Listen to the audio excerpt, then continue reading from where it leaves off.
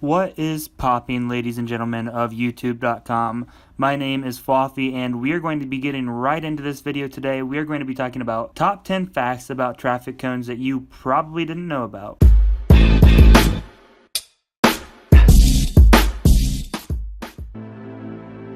Number 10. Traffic cones were invented in 12 when bubble expert Crustaceous Bone was working on a new sex toy.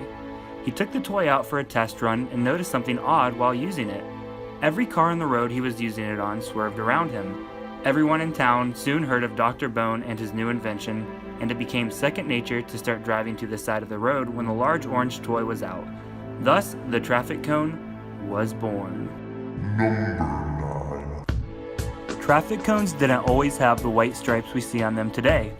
Though they originated in north-southern Egypt, there was always a fear that the plain orange cones could be considered racist. When the white man invaded, production lines quickly added white stripes in order to promote diversity. The white man thanked the traffic cone manufacturers for being so inclusive by gifting them ice cubes. As it turns out, this was just a prank. The ice cubes quickly melted in the stinking hot sun, and the white man seized control of the manufacturing plant, taking the invention back to America. Number 8. Before traffic cones, the government had a different way of controlling traffic lanes. One of the first ways this was done was by placing fish bowls with live fish along the roadways. Once the fish died, hungry coyotes would begin scavenging the fish bowls by eating the fish and drinking the nasty fish water.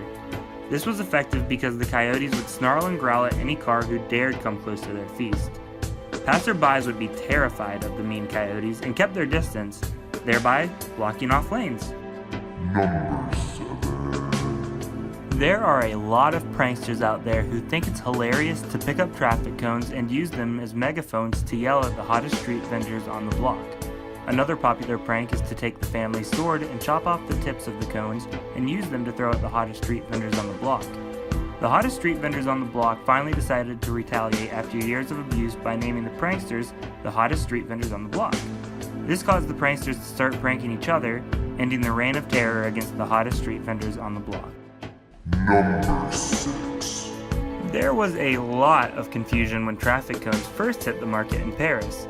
The first ad campaign in the country had a fatal flaw. While typing the script, the cone pane manager accidentally switched the first and last letter of the word cones. As soon as the voluptuous cones hit the scene, people began snatching them up and eating them. They believed these thick little pylons were actually road scones. The Paris Climate Agreement actually briefly mentions this issue and states how such a dangerous traffic climate must never be reached again. Number 5. Traffic cones are known for diverting traffic and fighting the power, but did you know there's actually a lot more that traffic cones are used for?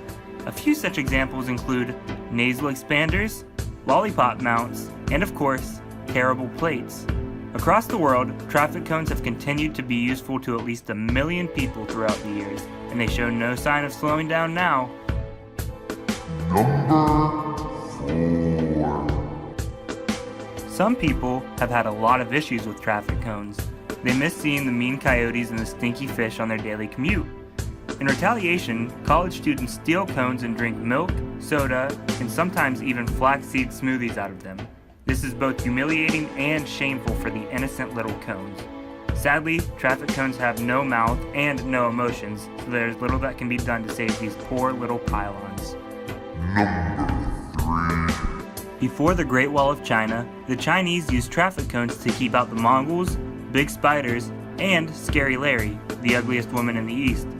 Once the Chinese realized that spiders were quite useful at producing silk and creeping out Scary Larry, they decided to remove the cones and erect a Great Wall. This was advantageous because the spiders didn't respect the wall like they did traffic cones. It continued to keep out the Mongols, and the spiders were able to work out a trade deal with China as long as they continued to spook Scary Larry. Though the Great Wall brought more advantages than traffic cones, the Chinese continued to honor the sacrifice traffic cones gave with the yearly Cone Festival.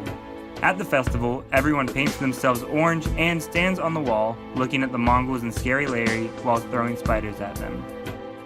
Number 2. During the War of 1812, the good guys used traffic cones to turn the tides of war. All across the bad guys' side, good guy spies set up thousands of miles of traffic cones in a large cone shape that funneled into the good guys' side. As the bad guys moved forward, they were forced to compress into the funnel as they didn't want to get in trouble for passing the traffic cones. The bad guys continued marching within the confines of the cones until it ended at the bottom of a really big snowy hill. The good guys had giant snowballs at the top of the hill, which they rolled down to crush the enemy soldiers. The great snowball battle lasted only 10 minutes. In that time, the good guys were able to wipe out 98% of the bad guys' forces. This is still considered one of the greatest victories in military history. Number 1. Traffic cones have grown so popular in mass media that there have been countless websites dedicated to our favorite orange pal. However, there have been several websites that have popped up in recent years that try to slander the Prince of Pylons. One such site is trafficlightsfightspylonnights.org. The site is dedicated to slandering all the good that traffic cones bring. It spreads the rumor that traffic cones are made from dirty fingernails and that if you use them, your fingernails will be harvested with scissors to use in their production. Another rumor that the dastardly site has tried to spread is that if you visit a traffic cone support site, you'll become addicted to running over the cones in your Ford F-150 Super Duty extended cab. Alright folks, that is going to do it for today. I really hope you learned something. If you didn't, go ahead and give it that thumbs down. I don't care, but I guarantee that all of you learned at least one new fact in this video. So make sure you give it that little thumbs up. Maybe consider subscribing to my channel and ringing that little bell icon to stay up to date as soon as my new videos come out. On top of that, I started a Twitter page for Fwaf 10s. It's going to be linked down in the description below. Make sure to give it a follow. And remember, share with your family and friends because everybody loves Fwaf 10s. Alright folks, that's going to do it. Stay awesome. Love you. Bye.